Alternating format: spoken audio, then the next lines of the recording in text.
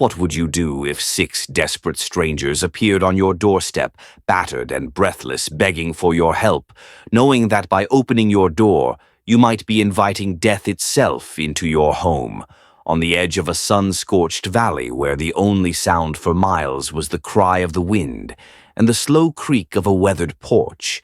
Thaddeus Bell had chosen silence as his sole companion. For 3 long years, he'd built his life around solitude, haunted by a tragedy that had hollowed him out, leaving his heart as parched as the Nevada dust. He trusted no one and owed nothing to the world beyond his sagging fence line. That was until the afternoon when 2 young women staggered up his drive, clothes-torn faces streaked with dirt and fear. Behind them, 4 more figures appeared, each more desperate than the last. They weren't just lost travelers. Each of these women carried scars, some fresh, some buried deep. And chasing them was a darkness more terrifying than any outlaw, a band of ruthless men, led by a lawman who wore a badge but trafficked in human souls. Thaddeus's world, once quiet, controlled, and predictable, was about to be shattered. Would he slam the door on these strangers clinging to the safety of his self-made prison? Or would he risk everything, including the fragile peace he'd fought so hard to find and stand against the evil at his doorstep? The answer would test the limits of courage, redemption, and the human heart. What would you do if your only companions were shadows, silence, and a memory that refused to let you go? For Thaddeus Bell, the answer had come slowly over the 3 long years he spent alone in the high desert, exiled by his own choice, and chained to a past he could neither forgive nor forget. His ranch, a scatter of weather-beaten buildings on the edge of a Nevada valley, was more fortress than home, a place where the wind carried secrets, and the dust clung to every surface like regret. Day after day, Thaddeus woke to the same sunrise blazing over the distant ridges, watched as the sky bled into blue, then gold, then bruised purple at dusk. It was a land that demanded strength, that rewarded hard work, and punished mistakes without mercy. He worked from dawn to dark, mending fences, splitting logs, checking on the water lines, tending to the 2 horses and the stubborn old mule that were his only companions. The isolation was both punishment and sanctuary. After all, it was his own hands that had built these walls, both the wooden planks of his cabin and the invisible barricades around his heart. He had come here to escape the echoes of a tragedy that shattered his world, a night he relived every time he closed his eyes, the night his wife Sarah was stolen from him by violence and betrayal, and all his strength had not been enough to stop it. The nearest neighbor was 15 miles away, the closest town a 2-day ride across broken land and unforgiving sun. For Thaddeus, this distance was a comfort, a moat against the pain and the questions he couldn't answer. He rarely spoke, and when he did, his voice was rough with disuse. The wind and the coyotes were his confidants, the stars his only witnesses when nightmares drove him from sleep. The world beyond his fence line had become as unreal to him as a half-remembered dream. Thaddeus was not a cruel man nor a coward, but something in him had cracked the night Sarah was taken. He had spent his life believing a man could shape his own destiny if he worked hard enough, kept his word, and stood his ground. But that night, when the law turned corrupt and the good were swept aside by men who wore badges but acted like wolves, he had learned the bitter lesson that some evils could not be fought alone. He blamed himself for not fighting harder, for not seeing the trap, until it was too late for surviving when she did not. Guilt became the undertow of his days, and so he did what broken men sometimes do. He vanished into the wild places where no one would ask anything of him, and he could forget, if only for a while, the sound of Sarah's voice calling his name. The ranch reflected his solitude. There were no flowers by the steps, no woman's touch in the Spartan rooms. The kitchen was bare but for a battered tin coffee pot, a few well-used pans, a shelf of books, long since memorized. On the mantel, a single photograph. A woman with laughing eyes, hair blowing wild in the wind, remained the only proof he'd ever belonged to someone, or that someone had once belonged to him. Yet for all his efforts to wall himself off from the world, Thaddeus's soul was not truly dead. Sometimes when the night was quiet and the wind blew just right, he would find himself listening for a voice, for the sound of laughter, for anything that might remind him of hope. The ache in his chest was a wound that never fully closed. He convinced himself that solitude was safer, that caring for anyone again would only end in pain. Still, the world has a way of finding even the most hidden souls. As the seasons changed, as storms came and went, as the scars on his hands and heart thickened, there lingered deep beneath the surface a restlessness he could not name. In his dreams, he saw roads he'd never traveled, faces of people he might have helped, if only he'd dared. He felt the weight of every silent dawn every evening. He watched the sun bleed away behind the hills, alone with his thoughts and his ghosts. And so Thaddeus Bell lived on the edge of two worlds, the harsh, beautiful reality of the land and the shadowy country of his own regret. It was a balance as delicate as a footstep on loose gravel, a life he'd shaped from loss and longing. What he could not know not yet was how swiftly that balance would be shattered, how fate or mercy or simply the relentless needs of other human beings would soon come riding down his long, empty driveway to test the limits of his solitude and his heart. It began with two figures barely more than shadows in the shimmering heat, staggering up the rutted path toward Thaddeus Bell's front gate. He saw them first as movement against the endless fence line, a disruption in the desolate order he'd built around his days. The girls moved like hunted deer, limping one supporting the other, dresses ripped and streaked with dust, cheeks raw and eyes wide with terror. Thaddeus felt his heart stutter, a sensation so foreign it was almost painful as he realized these were not strangers lost on the range, but refugees from some horror still pressing close behind them. His mind, so long attuned only to his own routine, raced with questions he was afraid to answer. Who were they running from, and what kind of nightmare would drive anyone across these dead miles to a place even the postman didn't visit? The lead girl, young, maybe 20 at most. Her hair, the red of autumn maples, glanced back over her shoulder with a haunted, hollow look. She tried to speak, but her voice cracked parched as the land. The second, barely older than a child, leaned against her with the weight of exhaustion and fear. When they reached the porch, Thaddeus stood rooted in place, every instinct telling him to turn away, to pretend he hadn't seen. But even as he hesitated, 4 more women emerged, scattered and cautious, converging on the ranch like battered doves. Each one told a different story with her eyes and her scars. Clara, the oldest, was no more than 25, but her posture spoke of leadership and battered dignity. A fading bruise marred her cheek, and one hand pressed a blood-soaked handkerchief to her side, refusing to let pain slow her. Ruth, with skin the color of polished walnut, and a voice that trembled with determination, carried herself like a nurse from the city, torn from purpose and cast into survival. Maribel, a slender seamstress from Missouri, clutched a torn bundle to her chest. Inside Thaddeus, later learned, were scraps of letters, sewing needles, and a photograph of a mother she'd not seen in years. Next came Abigail, just 17, all wild blonde hair and fierce blue eyes, whose hands shook not from weakness, but from holding too tightly to hope. The last Lizzie was so slight she seemed almost translucent, a girl with a feverish flush, and the look of someone clinging to life by sheer force of will. As the 6 gathered before him, Thaddeus saw not just their wounds, but their resolve, their refusal to surrender to the cruelty that had driven them here. The air around the porch vibrated with more than heat. It pulsed with desperation and the charged electricity of lives on the brink. Thaddeus's hands gripped the rail until his knuckles blanched. He felt the old walls inside him start to tremble as the red-haired girl with tears carving lines in the dust on her face finally spoke in a rasp barely above a whisper. "Please, sir, they're coming. They'll kill us if you send us away."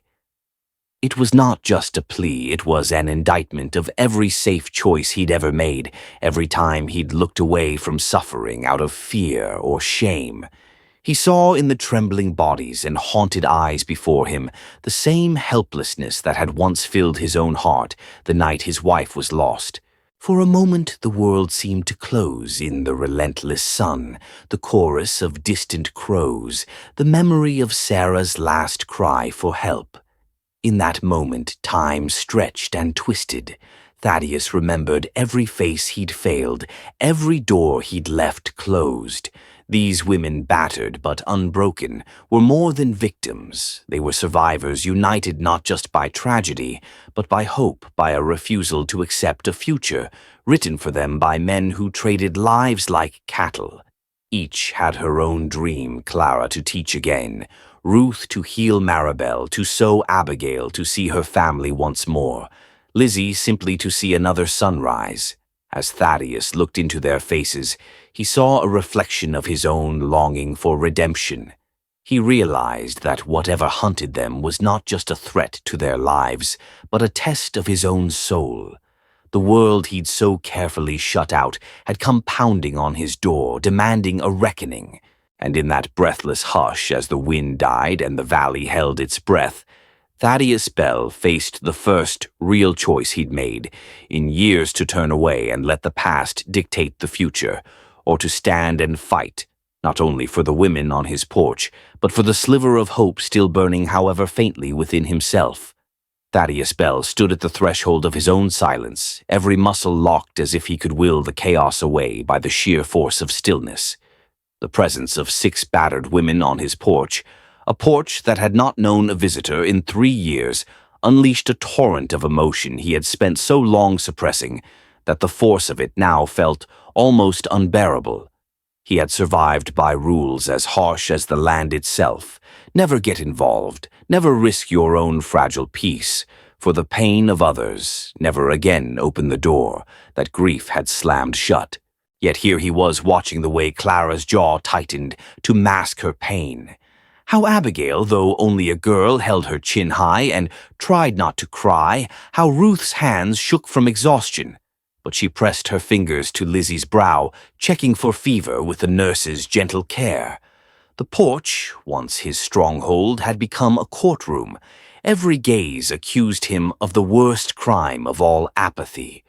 Out beyond the fence line, a column of dust rose against the sun, marking the approach of those who had chased these women across miles of scorched earth, men with guns and whips, men who wore badges as masks for their predatory greed.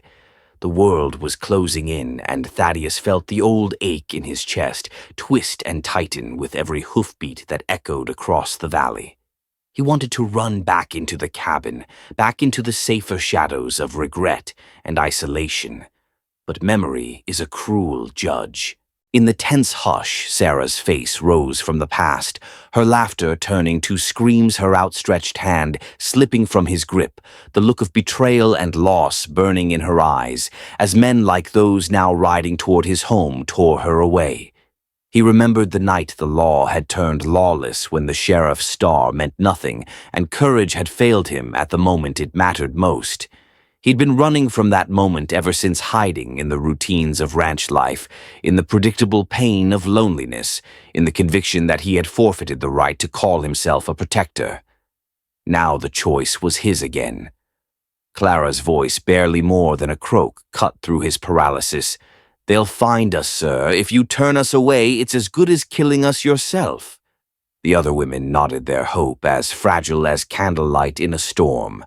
They had come so far, some from hundreds of miles away, sold from one lie to another, enduring every kind of cruelty for the mere chance of a future that wasn't shackled to another man's profit. Thaddeus read in their eyes the same fear and fury that had once animated Sarah, and something deep inside him rebelled against the thought of watching history repeat itself. But self-preservation had its own gravity. To help these women was to declare war on the men, hunting them men who, by Clara's trembling admission, answered not only to their own hunger for power, but to a corrupted U.S. Marshal named Wade Garrett. Garrett's name was a poison, and hearing it spoken aloud turned Thaddeus's blood cold. The man had once visited his own home under the guise of protection. He had left with Sarah's screams echoing in his wake. Now, as the dust cloud crested the distant ridge, Thaddeus understood that this was not just a fight for the women's lives, but a reckoning for every failure he'd tried to bury. Inside his mind whirled, could he defend them, outgunned and outnumbered? Would helping them only doom everyone, himself included? Was it cowardice to hide, or was it unforgivable to abandon these souls after fate had placed them at his door? Sweat trickled down his spine as he calculated, rifle in hand. Ammunition counted doors and windows. Checked escape routes weighed against the battered state of the women. Even as logic urged him to retreat, his body moved on instinct, offering water-tearing strips from his old shirts, for bandages barking orders for the women to get inside and stay low. The fences he had so carefully built around his heart began to crack as the enemy approached, bringing not only violence, but the final inescapable confrontation with his own guilt and fear. Every moment that passed was a test, a contest between the pull of the past and the demands of the present. The world he had tried to control was unraveling, but with every desperate plea, every tear, every trembling act of bravery, from the women on his porch, something stronger than fear began to rise inside Thaddeus Bell. This time he swore to himself he would not turn away. The battle for his soul had begun long before the first shot was fired. The tension in the air thickened with every passing minute, a palpable pressure pressing in on the battered walls of Thaddeus Bell's sanctuary. Outside, the sun was beginning its slow descent, turning the valley into a cauldron of molten gold and shadows, stretching long and ominous across the dusty yard. Inside, the 6 women huddled together, wounds tended as best as meager supplies, allowed eyes darting to the boarded windows at every sound. Clara, her voice grown steadier despite pain, marshaled what resolve she had left to organize their fragile defenses, whispering instructions and comfort in equal measure. Thaddeus, always a solitary figure, now moved through the cramped cabin like a general among soldiers, checking the old hunting rifle he hadn't touched in years, counting the few rounds of ammunition, testing the door's latch, heart pounding as if the echo of every movement might betray them. Even the old mule in the stable sensed the unease braying at the distant thunder of approaching hooves. For miles around, the land lay silent, but everyone inside that cabin felt the approaching storm, a violence that would shatter whatever peace remained. As the sun's harsh glare softened to a dangerous twilight, the threat materialized, riders' dark shapes on the horizon, weaving through clouds of dust like wraiths on the hunt. The girls pressed close to each other, some stifling sobs, others closing their eyes and praying fingers wrapped tight around trinkets or scraps of home. Ruth, despite her own exhaustion, gently dabbed Lizzie's fevered brow, humming softly, as if to conjure some last bit of warmth and safety in a world that had given them so little. Maribel, her hands trembling, sewed together makeshift bandages and tried to keep herself from shaking apart. Abigail, jaw set, watched the horizon with eyes that had seen too much, but refused to give up hope. Outside, Thaddeus's breath steamed in the cooling air, his hands rough and ready but trembling, as he realized that for the first time in years, he was not only fighting for himself.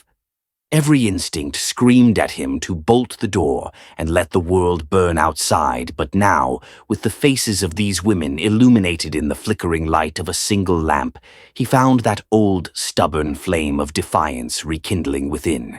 The moments dragged agony stretched by anticipation. Then the unmistakable sound, the jangle of harness, the cruel laughter of men who believed themselves beyond the reach of law or mercy, the click of gunmetal. 6 riders, maybe more, circled the ranch, like wolves scenting blood. Their leader, unmistakable even in the gathering gloom, Wade Garrett, his badge catching the dying light, his expression cold as iron. "Come on out, friend," Garrett's voice boomed across the yard, smooth and venomous. "We know you're in there, and we know you've got our property. Make this easy, or it'll go hard on everyone." Thaddeus's pulse hammered. The women shrank back as Garrett's men dismounted, spreading out with the confidence of hunters who'd cornered wounded prey. Inside, time slowed to a crawl. Clara squeezed Thaddeus's arm, whispering, "We stand together whatever happens." Fear twisted through the group, but so did a flicker of courage. Thaddeus remembered Sarah's face, remembered his own failure, and drew a shaky breath, his decision forged in grief and fury. He shouted through the door, voice raw, "This is private land. Turn around and ride away." Garrett laughed, a sound that sent chills down every spine. "We both know you ain't that stupid. Hand them over and maybe you'll see another sunrise." Thaddeus looked at the women, some crying, some praying, some quietly arming themselves with whatever they could find. He saw not just victims, but fighters, survivors who had lost everything but not yet surrendered hope. The standoff was a crucible, fear, anger, guilt, and the flicker of defiance blending together until the moment of choice could no longer be postponed. Every eye turned to Thaddeus. In that breathless, fateful pause, he realized that this battle was not just against the men outside, but against the years of silence and regret he'd built around his heart. He squared his shoulders, checked his rifle one last time, and in a voice steadier than he felt, said, "No one dies on my watch tonight." In that instant, something shifted not only in the cabin, but in the soul of a man who finally chose to fight for more than his own survival. The final confrontation was upon them, and whatever the outcome, none of their lives would ever be the same. Hoy ChatGPT. The world seemed to hold its breath as the last light drained from the sky, turning the valley to silver and shadow. Within the fragile walls of Thaddeus's cabin, hope and dread collided in a silence so thick that even the wind outside dared not intrude. The women huddled together, clutching each other's hands, faces flickering with fear, courage, and a desperation born of survival. Thaddeus stood by the door, rifle cradled to his chest, every nerve lit with a dread that was almost electric. A man standing not just at the threshold of his home, but at the razor edge dividing the person he had been from the one he might yet become. When Wade Garrett's men finally advanced, the sound of boots on dry earth and the cold ring of gunmetal against wood shattered the silence. Thaddeus's heart pounded so loudly he wondered if they could hear it outside. He heard Garrett's voice, a voice that once echoed in his nightmares, call out, "You had your chance, Belle. Step aside or die with them." It was not the threat that moved Thaddeus, but the certainty in Garrett's words, the same certainty of men who had always counted on the fear of others to get what they wanted. In that moment, Thaddeus remembered every choice he had failed to make, every time he had been too late, too afraid, too broken to stand his ground. But as his gaze swept over the women, Clara with her jaw set in grim determination, despite the blood on her shirt, Ruth clutching a makeshift bandage, Abigail's hands white-knuckled around a pistol that looked far too big for her, he felt something inside him give way, a dam breaking. He stepped out onto the porch, the rifle steady in his grip, the weight of the past falling away with each step. The air between him and Garrett crackled with old history and new resolve.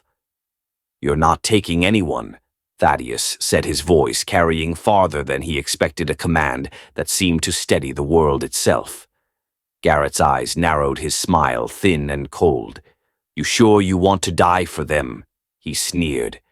But Thaddeus didn't answer with words, he answered with action. The gunfight erupted with the violence of a summer storm, bullets splintering wood, filling the air with dust, and the acrid smell of black powder. Inside, Clara barked orders, dragging Lizzie behind a sturdy trunk, Ruth moving from wounded to wounded hands, steady despite the chaos.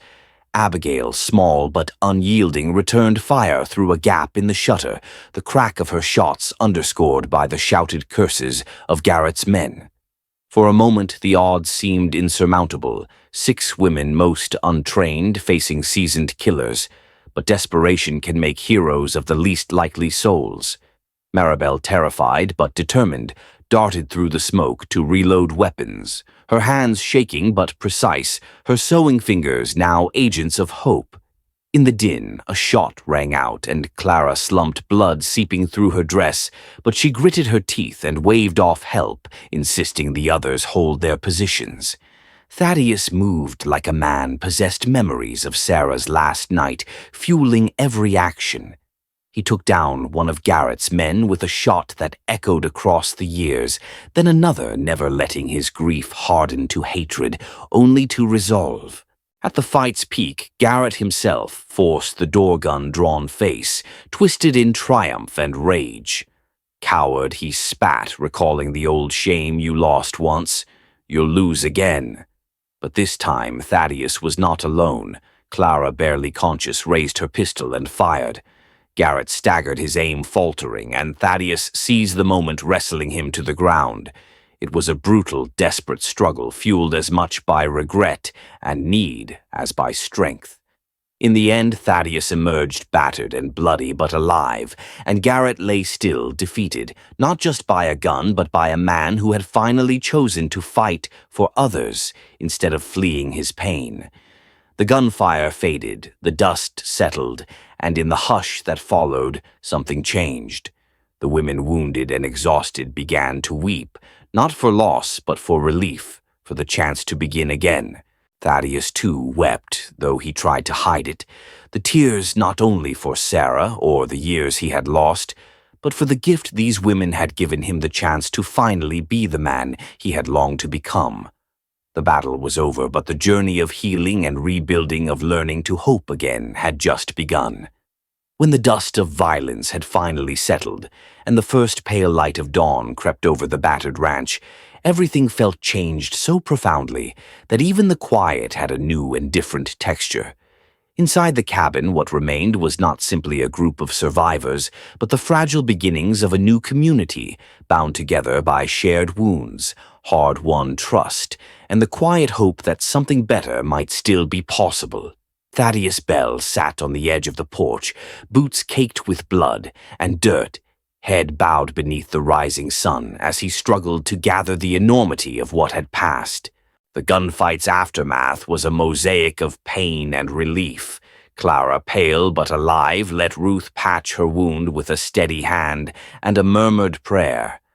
Maribel, trembling, swept up shards of shattered glass, her eyes red-rimmed but alight with a stubborn fire. Lizzie slept in a feverish haze. Abigail kept vigil beside her, whispering stories of home and dreams for the future in a voice no longer choked by fear. The world felt raw, but in that rawness there was a strange and unexpected freedom. For Thaddeus, the greatest change was internal, quiet as a heartbeat, but seismic in its scope. The years of self-exile had not erased his capacity to care, only buried it beneath guilt and sorrow. Now, as he watched the women comfort one another and reclaim small rituals of ordinary life, heating water, braiding hair, sharing bites of bread, he felt an ache that was both sorrow and gratitude. He understood that survival was not the same as living, and that true healing would demand more than simply beating back the darkness outside their door. In the days that followed, the work of rebuilding began in earnest.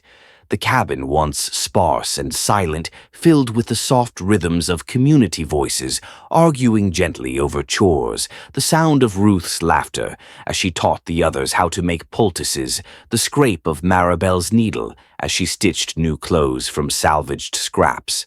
Clara, her strength returning with every sunrise, organized the women into a small council, planning for a future beyond mere endurance. Abigail ventured out each morning to gather wildflowers and herbs, returning with arms full of color and the first genuine smile Thaddeus had ever seen on her face. Even Lizzie, once ghostly with fever, began to recover her spirit, shining through as she shared songs from her childhood on evenings when the shadows grew long. Thaddeus himself found purpose in the simplest acts, mending fences, hauling water, teaching the youngest how to saddle a horse or split kindling. Gradually, his home transformed from a fortress of solitude into a gathering place, the old boundaries dissolving as the circle of trust grew wider. News of the group's survival and Garrett's downfall spread quietly through the neighboring valleys, and soon others came seeking shelter, or a hot meal, or simply the comfort of kind faces. The ranch, once a graveyard of memory, became a beacon of renewal, a testament to what could be built from ruin when people refused to give up on each other. The scars they bore, physical and otherwise, did not vanish, but were woven into the fabric of their new lives, reminders of the price of freedom and the cost of hope. There were moments of doubt, nights when nightmares came, or when the ache of loss seemed too great to bear. Yet in those moments it was the community itself that carried them, a hand on a trembling shoulder, a bowl of broth pressed into weary hands, a story told by lamplight that made the walls of the cabin feel less like a prison and more like a sanctuary. Thaddeus, once a man defined by what he'd lost, found himself slowly, sometimes painfully transformed by what he was building. With Clara, a tentative romance grew not out of rescue, but out of mutual respect, forgiveness, and the shared work of healing. The other women, each in her own way, found paths toward the lives they had dreamed of. Some stayed to build a school, others left, when they were strong enough, carrying with them the lessons of resilience and the deep conviction that no one's story was ever truly finished. And so on that hard land beneath the wide American sky, a new kind of family took root. They had faced the worst of men and the worst of fate, and by refusing to surrender to fear or hatred, they made something beautiful out of the wreckage. For Thaddeus Bell, the greatest redemption was not in a single act of heroism, but in the slow, stubborn work of living fully, again loving, risking, and choosing every day to believe in the possibility of new beginnings. If there is one lesson the desert teaches, it is that even the harshest places can bloom when given a chance, and even the most wounded hearts can heal when tended by gentle hands. In the weeks and months that followed the gunfire and the reckoning at Thaddeus Bell's ranch, the valley itself seemed to soften. Summer storms coaxed wildflowers from the dust, birds returned to the fence posts, and laughter became a sound more common than silence.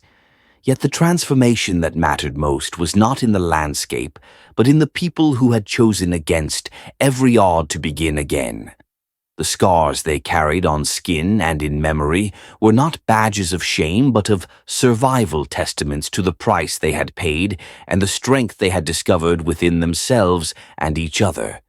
What happened on that long night was not simply a fight for life, but a battle for meaning, a refusal to let cruelty and fear have the final say.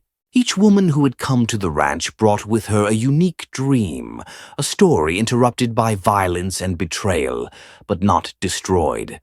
Clara, with her teacher's heart, saw in every new dawn a chance to guide others toward a brighter future, and in Thaddeus, a partner who believed not just in her strength, but in her right to choose her own path.